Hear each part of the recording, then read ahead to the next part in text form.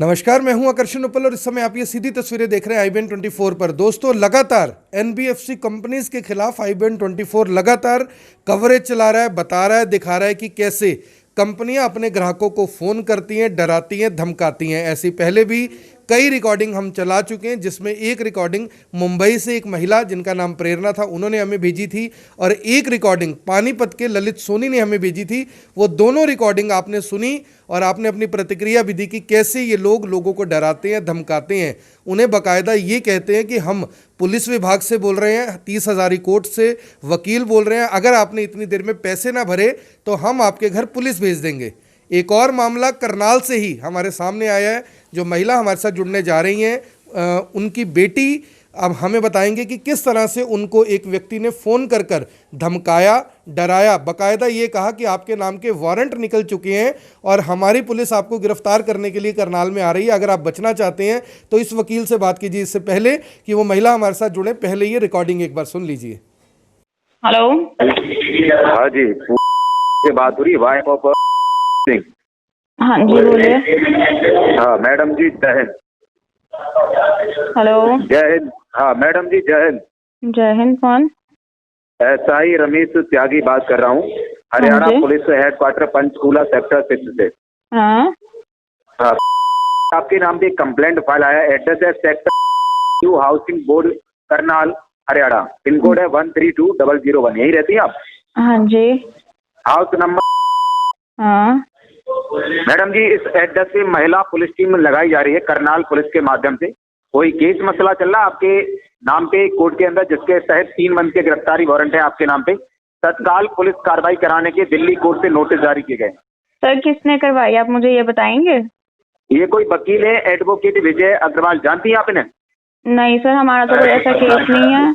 अगर जानकारी नहीं है, आप एक लेडीज हैं, इसलिए मैडम एक हेल्प किए दे रहा हूँ। इस फाइल पे एक वकील का नाम नंबर छपा है, विजय अग्रवाल का। अगर आपको जानकारी करनी हो तो कागज पेन लेके उनका नाम नंबर, केस फाइल नंबर आप नोट कर सकते हैं। हाँ सर, बताइए। हाँ, नंबर है उनका, कॉन्टैक्ट नंबर दिया गया है 70 788 956 95 956 956 36। ठीक है। हाँ, क्या नोट किया आपने? नंबर मुझे अगर वेरीफाई करा दे तो केस फाइल नंबर दिया जाए आपको। 70 956 36। हाँ, केस फाइल नंबर है आपका HR 001/13। ठीक है। हाँ, जानकारी कर लो बेटा, 10 मिनट के अंदर मुझे बताइए फाइल को रुकना है, लगाना है। ये बात करें, कोई और बात कर रहे हैं? मैं उनकी बेटी बात कर रही हूँ। आप उनकी बेटी बात करें। बेटा, आप अपने माता के ऊपर जो केस हुआ है उसकी जानकारी कर लें और मुझे बताइए फाइल को रोकना है, लगाना, डिस्कस कराना, क्या मसला है? ठीक है। ये आप एडवोकेट का नाम बता दीजिए। विजय अग्रवाल, दिल्ली PCRE कोर्ट में है ये, 522 से। ठीक है। ओके जी। तो पहली रिकॉर्डिंग में आपने सुना कि किस तरह से एक व्यक्ति ने खुद को हरियाणा पुलिस के हेडक्वार्टर पंचकुला से एक पुलिस इंस्पेक्टर करके अपने आप को बताया कि मैं यहाँ से बोल रहा हूँ और करनाल पुलिस की जो महिला विंग है वो आपको अरेस्ट करने के लिए आने वाली है, आपके खिलाफ वारंट निकल चुके हैं। यानी कि क्या पुलिस इस तरह से काम करती है? क्या पुलिस इस तरह से लोगों को डराती है कि हम आपको अरेस्ट करने के लिए आ रहे हैं, आपके खिलाफ मामला दर्ज होने वाला है? आप इस एडवोकेट से बात कर लीजिए जिसका नाम भी उन्होंने बताया है। तो सबसे पहले महिला के साथ जुड़ते हैं। महिला की जो आइडेंटिटी है, क्योंकि ये अनमैरिड हैं अभी, हम नहीं चाहते कि इनकी आइडेंटिटी आपको दिखाई जाए, इसलिए इनके चेहरे को हम ब्लर कर रहे हैं और आपको सुना रहे हैं कि क्या कुछ हुआ। मैम, सबसे पहले मैं जानना चाहूँगा कि किस कंपनी की तरफ से आपने लोन लिया हुआ था और जो पहली कॉल हमने अभी अपने दर्शकों को सुनाई है, क्या ये पूरा मामला है और क्या इस पुलिस अधिकारी ने, इस व्यक्ति ने अपने आप को पुलिस अधिकारी बताकर आपको डराया? सर, एक्चुअली आज मुझे मॉर्निंग में कॉल आया था। हमारा बजाज से एक लोन चल रहा है, तो जैसे कि लॉकडाउन था उससे पहले हमने अपनी सभी इंस्टॉलमेंट्स दे दी थी, बट एज लॉकडाउन चल रहा था तो कुछ इंस्टॉलमेंट्स पेंडिंग थी। उसके बाद हमारा सब क्लियर हो गया था। ये जो लगा रहे हैं ये है पेनल्टी चार्जेस। ये हमें कह रहे हैं कि मैडम आप पेनल्टी चार्जेस दे दो, नहीं तो हमने वुमेन सेल में आपकी कंप्लेंट कर दी है और पुलिस महिला थाने से आपको हम भेज रहे हैं जो आपको अरेस्ट करने आ रही है। 3 महीने का आपके खिलाफ गिरफ्तारी का वारंट निकला है, 3 महीने का। तो मुझे पहले पता नहीं था कि किस चीज़ का वारंट है, क्या नहीं। तो मैंने इनसे कहा कि मुझे एक बारी डिटेल्स बताइए क्या है क्या नहीं, सो दैट मैं गो थ्रू कर सकूँ उस चीज़ को। तो उन्होंने इसके बाद मुझे वकील का नंबर दिया जो कि 30,000 कोर्ट से था। उनसे वकील से मैंने बात करी, विजय अग्रवाल करके कोई है 30,000 कोर्ट से।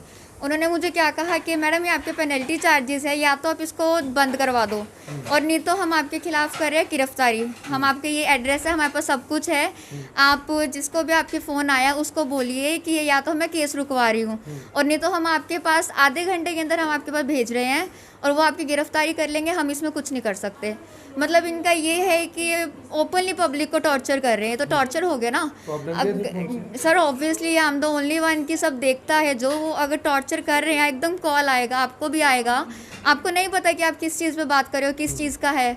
और अगर मैं ऑफिस में थी एक्चुअली उस टाइम, मुझे भी नहीं पता, मुझे ऑफिस से बाहर जाके बात करना पड़ी। ऑफिस में ऑब्वियसली स्टाफ होता है तो सबको होता है।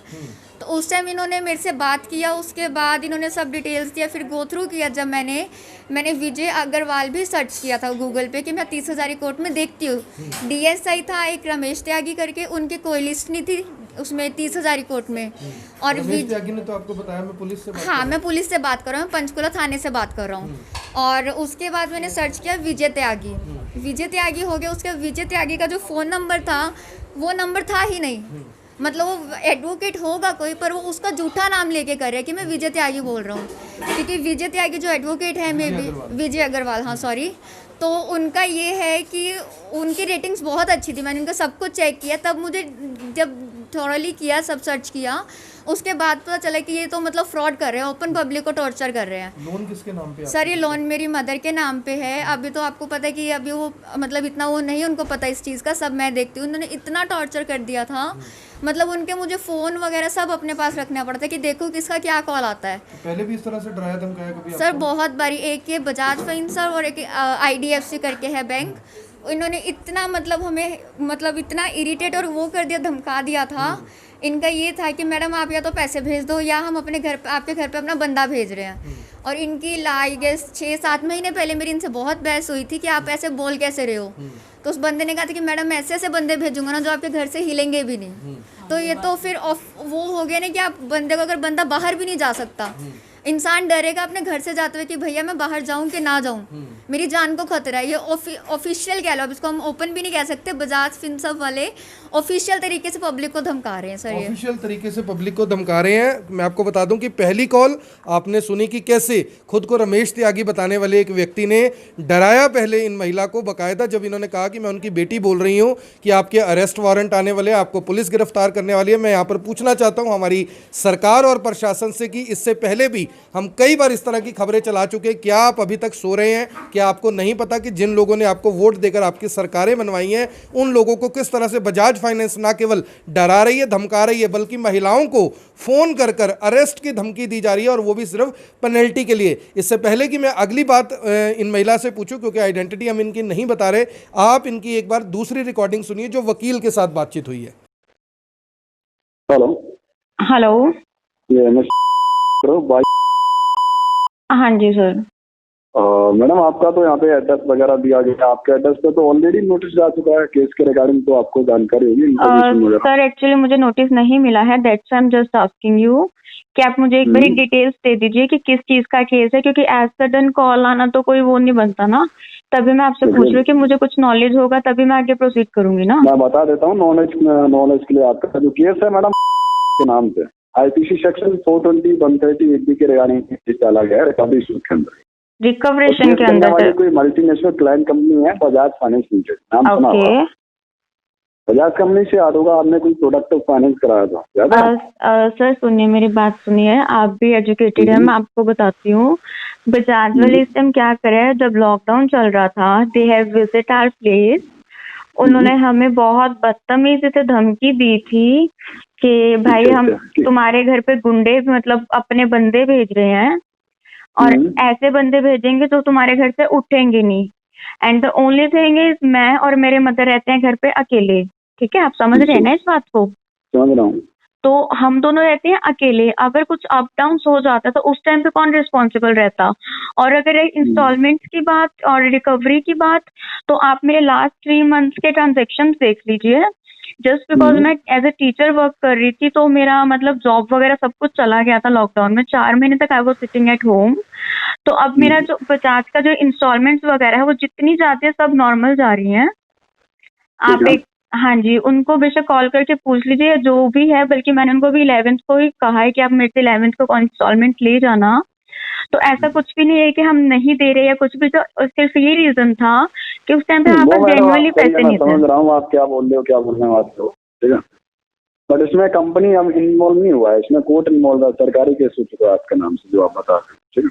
अच्छा, तो आज की डेट में जो केस हुआ है, ठीक है, तो इसमें कोई वारंट इशू हो सकता है या महिला कांस्टेबल भेजने के आदेश में इसी से आपका एमएस डाउन होगा, ठीक है ना। कार्रवाई होगी, ज्यादा अमाउंट नहीं निकल रहा है आपका, चेक करा लो आप, 6,696 रुपये आपका बकाया। अच्छा, ठीक है, तो अभी मेरे सिविल खराब हो जाएगा, सिविल ब्लैकलिस्ट हो जाएगा।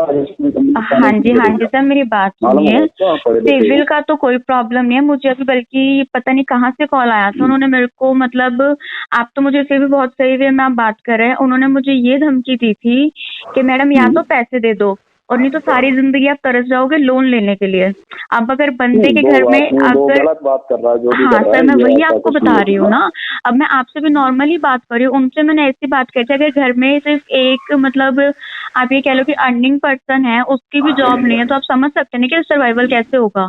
तो धीरे धीरे जैसे भी है हम बैंक बजाज वालों के इंस्टॉलमेंट दे रहे हैं ना, तो मुझे जस्ट केस बंद करवाना है, आप मुझे उस चीज का बता दीजिए। ओके, मैं बता देता हूँ, जो आपके नाम से अगर आप चाहते हो केस को कोर्ट से बाहर खत्म कर दिया जाए, ठीक है, खारिज हो जाए, तो इसके लिए आपके पास 2 रास्ते हैं, मेरी आपसे कोई दुश्मनी नहीं है, आपने कॉल किया तो।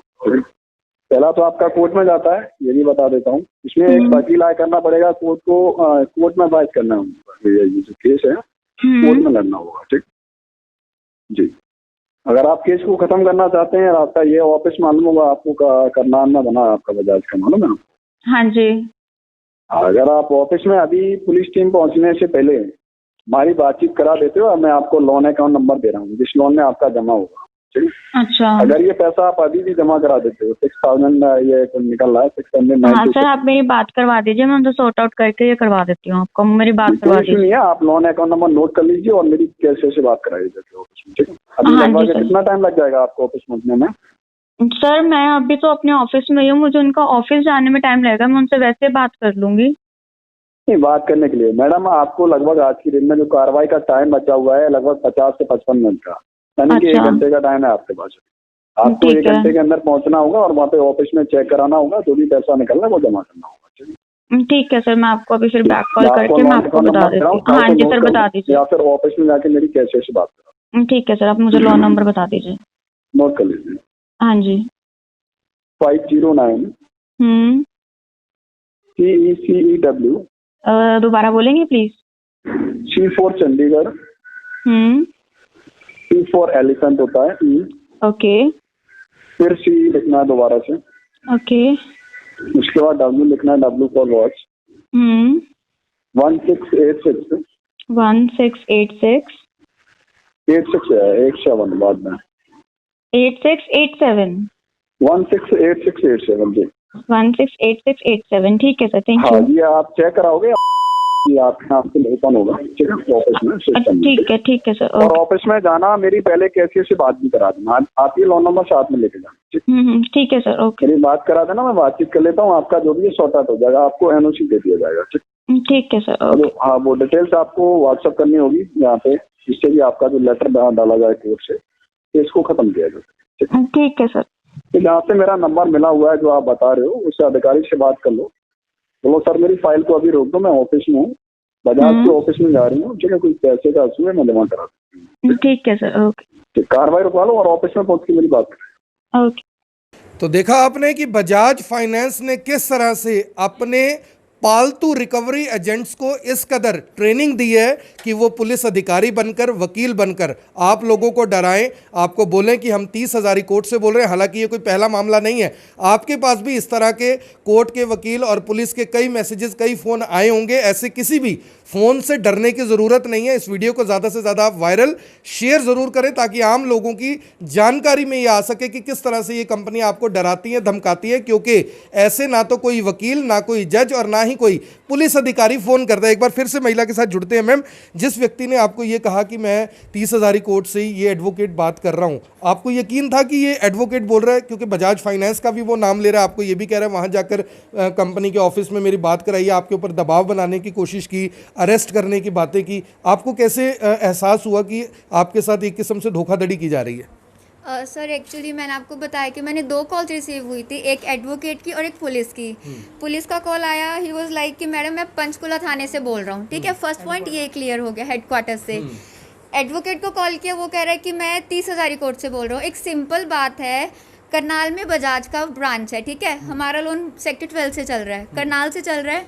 30,000 कोर्ट में केस जाता है, हम समझ सकते हैं। पंचकुला से पुलिस का फ़ोन आया है, ये तो मतलब अगर ये सोचते कि पब्लिक है इलिटरेट, पब्लिक को कुछ समझ में नहीं आता, पब्लिक तो पागल है, उसको कुछ नहीं समझ आता। बट ये नॉर्मल बात है कि अगर 30,000 में कोर्ट में केस गया है तो पुलिस का मतलब नहीं बनता। और अगर पुलिस बोलती भी है तो ये नहीं है कि पुलिस पंचकुला में जाके बोलेगी। सबसे बड़ा फ्रॉड सर ये हो गया। उसके बाद दूसरी बात, जब मैंने डीपली देखा तो विजय जो भी एडवोकेट थे वो थे ही नहीं वहाँ पे, उनके नाम पे उनका, बल्कि उनका भी नाम खराब किया जा रहा है साथ में। अब मैंने तो आपको बता दी कि ये एडवोकेट है, अगर उस एडवोकेट के खिलाफ कंप्लेंट होती है, ये तो फ़ोन नंबर है हमारे पास कि हम उसकी डिटेल्स निकलवा लेंगे।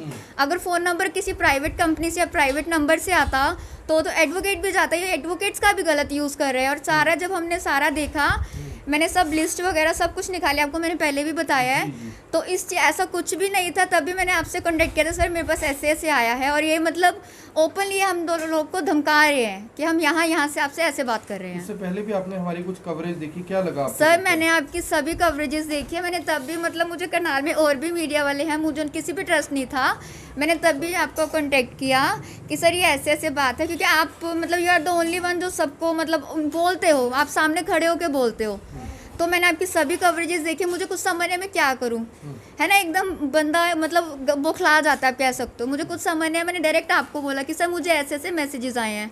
उसके बाद मैंने कुछ अपने वेल नोन्स हैं उनसे बात किया, एडवोकेट से बात किया, तो उन्होंने मुझे यही बताया कि मैम आप एक बार ही मतलब सारा गो थ्रू करो, डिटेल्स निकालो क्या है क्या नहीं है, उसके बाद आप मीडिया से कॉन्टेक्ट करो। पुलिस में शिकायत करेंगे इसकी? सर डेफिनेटली करूँगे। ये तो अभी एक पुलिस वाला है ना, अभी भी कितनों के नाम ये ख़राब कर रहे हैं, है ना। अगर ये दिल्ली से बोल रहे हैं, पंचकुला से बोल रहे हैं, कल को ये करनाल पुलिस का भी नाम खराब करेंगे। चाहेंगे कार्रवाई उसके? सर डेफिनेटली हो, मेरे पास सभी रिकॉर्डिंग्स है, मेरे पास पूरा रिकॉर्ड पड़ा है कि इन्होंने ऐसे बोला। ये पहली बार नहीं है, लास्ट टाइम भी मेरे पास आया था call, I guess last week आया था। उसमें एक ने मुझे क्या कहा था कि मैडम रिकॉर्डिंग कर सकते हो ना, रिकॉर्डिंग कर लो, सारी ज़िंदगी लोन लेने के लिए तरस जाओगे आप। इस तरह से धमकाते हैं? सर इस तरह से धमकाते हैं। उस जो भी ऑडियो थी वो, उसमें कुछ हमारा मतलब बहस वगैरह हो गई थी, उसने कुछ गाली गलौज किया था सामने वाले ने सर। तो मैं ऑडियो मतलब आपको इतना वाहियात उन्होंने बोला था, मैं ऑडियो भी शेयर नहीं कर सकती। यानी आप महिला थी, वो पुरुष थे? हाँ जी सर, वो पुरुष थे। मैं आपको वही बता रही हूँ कि आपको मैं वैसे सुना दूंगी, बट वो पार्ट में नहीं सुना सकती, है ना।